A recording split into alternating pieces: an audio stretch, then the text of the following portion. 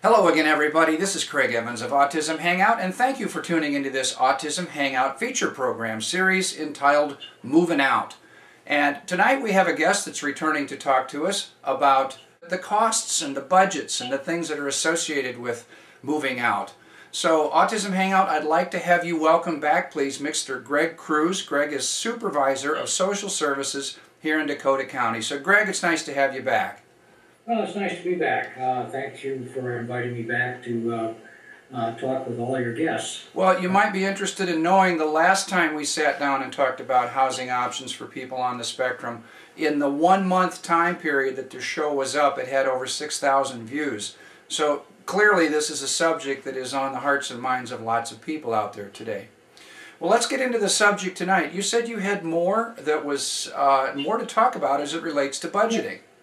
Yeah, I did. I wanted to speak a little bit about, last time I described a lot of options that are residential services, from very structured group homes that are 24-hour-a-day programs with staff there all the time, to fairly unstructured individuals living in their own apartments with some supports coming in, and sort of everything in between. What I'm proud to say is that we have a lot of those kinds of options, but there's quite a blocking that's happening in the budgets, that both at the federal level and the state level. Mm-hmm. I think one of the things that most individuals don't know is that residential services is not an entitlement. So there's no, yes indeed, at the time you're ready, when you want it, you get to have a residential program. Mm-hmm. And I think that's a big shock for a lot of people.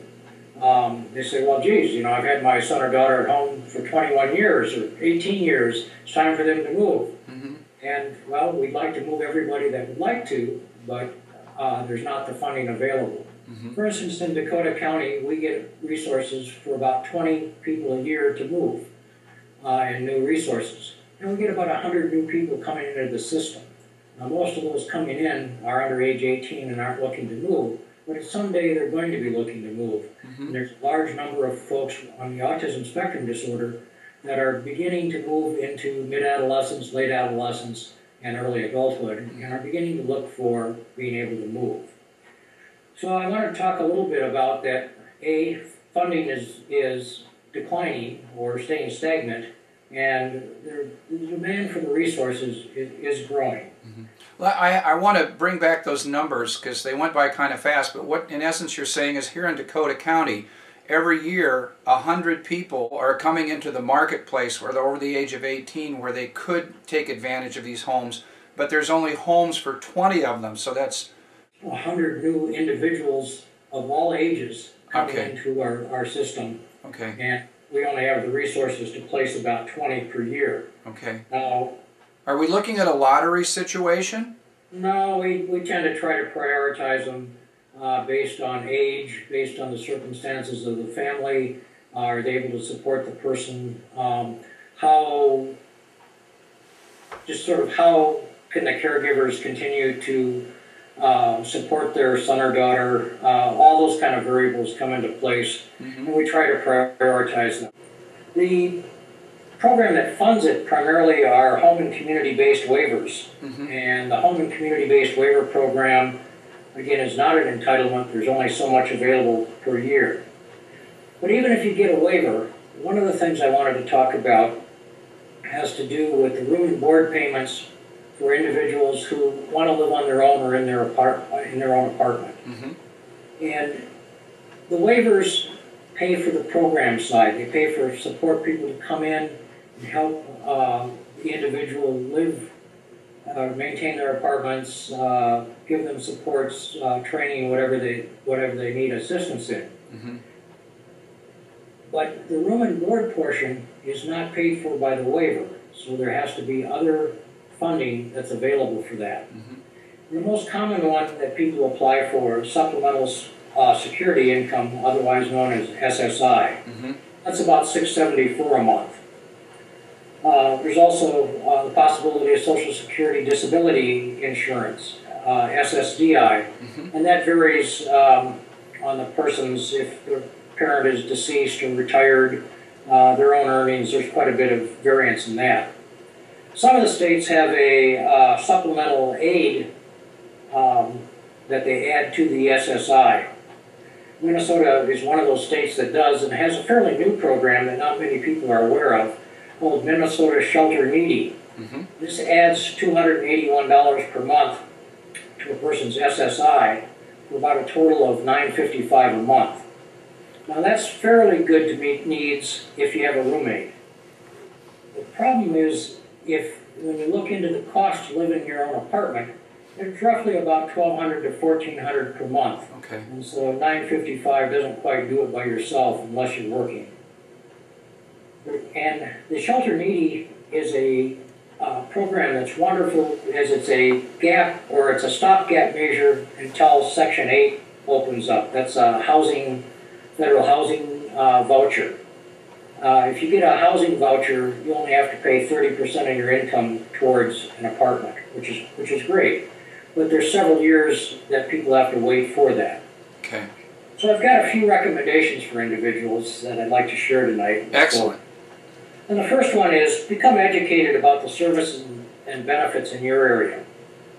Join an advocacy group. There's Autism Society of America, there's Autism Speaks, there's certainly the state autism societies in each of the states. There's the ARC of America, Sure. And there's the state and local chapters. And there's one that people may not be real familiar with called APSE, Advancing Employment and Connecting People. It's really good to get educated. All of these sites have wonderful resources. All of these sites can give you a lot of ideas about what the issues are, and help advocate for our individuals with autism.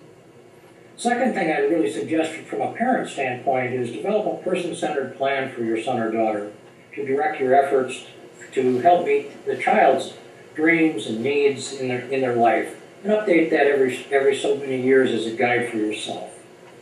If your state and county has case management, apply there for a case manager who's usually up on all the rules and all the various benefit kind of programs.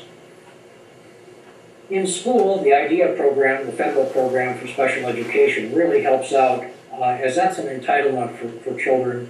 It includes a transition set of ages, and really push the school to help your son or daughter get real work experience. And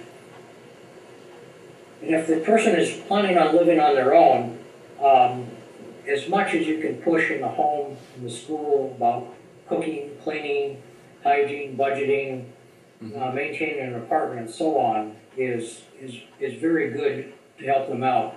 Because sitting and watching video games just doesn't do it. Yeah. Along with that aspect, help them really understand what it costs to live on their own. Many people have unrealistic expectations as to what it's going to take to afford an apartment. And again, in our area, it's somewhere around $1,200 to $1,400 a month for them to do that. So they'll need a roommate, or they'll need to work, even if they're on SSI. If your area has a vocational rehabilitation agency, get your son or daughter enrolled in that while they're in school, and they help develop some career paths for the individual and add some extra training and search for jobs. When your son or daughter turns 18, you may want to apply for SSI, possibly even beforehand. But parental income is taken into consideration before age 18. Again, if your son or daughter wants to live on their own, apply several years ahead for a Section 8 voucher, as the waiting list there is long. And my last recommendation, as always, take care of yourself as a caregiver, as you're going to be the most important person, are the most important person in your son or daughter's life, and are going to be the main person for them through many, many, many years. Yeah, Greg, that was a wonderful synopsis of the knowledge that is needed to be able to follow this path once your kids start to reach the age of 15 or 16 and you're looking at independent life. Thank you for coming in tonight and sharing your wisdom with us. Well, thank you for having me. And thank you, Autism Hangout. I'll be back again with another update to the Movin' Out series with quality people like Greg. Good night.